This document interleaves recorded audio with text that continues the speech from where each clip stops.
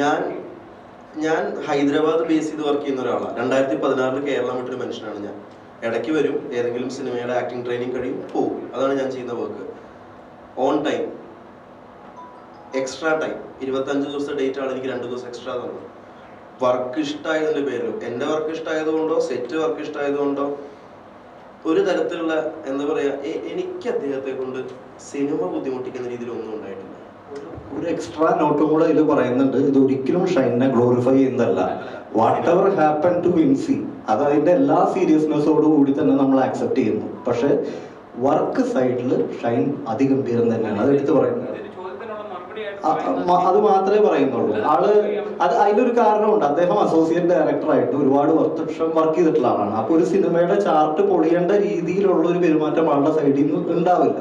പക്ഷെ നമ്മളിത് പറയുന്നു, അത് ഷൈൻ്റെ ഒരു തരത്തിലുള്ള ഗ്ലോറിഫിക്കേഷനും അല്ല. If there was something he's not doing something properly or this thing, we would have known at that time only. They were like very good. Even not only Shine, Vinci was also like very in few shots we were discussing that they were improvising and they're doing like more than what we have asked, and it was like so good. I am very much happy with the movie making on this thing, and we have completed it very fast, and we have done it in very good way, because this is my 8th production. So previously I have experience with our productions and all that. The things we have faced there, I have faced nothing here.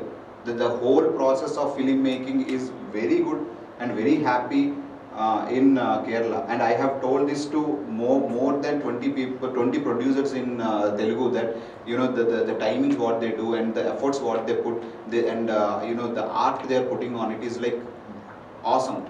I really liked it. So as your question, they were doing more than what they are doing, and on acting wise they are top notch. So that there's no question in it.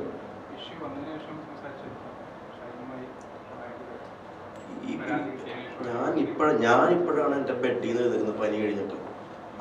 ആദ്യമായിട്ട് cinema ചെയ്യുന്നൊരു മനുഷ്യനല്ലേ, cinema ഇങ്ങനെയാണെന്നല്ലോ. അപ്പോൾ ഞാനും ഇപ്പോഴാണ് പുറത്തേക്ക് വന്നു തുടങ്ങിയിട്ടുള്ളത്. ഞാൻ ആരോട് സംസാരിച്ചിട്ടില്ല. കംപ്ലൈന്റും കാര്യങ്ങളൊക്കെ മുന്നോട്ട് പോകുന്നു. സംവിധായകനോടാണ് ഈ ICC മെമ്പേഴ്സ് ആരെല്ലാമാണ്, എത്ര അംഗങ്ങളുണ്ട്, ആരാണ് അതിനെ ലീഡ് ചെയ്യുന്നത്, ഒരു മേക്കപ്പ് ടീമിലുള്ള ഒരു ധന്യ, പിന്നെ അഡ്വക്കേറ്റ് സൗജന്യ വർമ്മ, പാപ്പി എന്നല്ല ആളുടെ ഒറിജിനൽ പേര്, എൻ്റെ അസിസ്റ്റന്റ് ഡയറക്ടറാണ്. ഒറിജിനൽ പേര് പാപ്പി, ആളുടെ നിക്നെയിം. പിന്നെ അനഘ, സിനിമയുടെ ലീഡ് ആക്ട്രസ് ആയിട്ടുള്ള അനഘ. ഇത്രയും പേരാണ് ICC മെമ്പേഴ്സ്.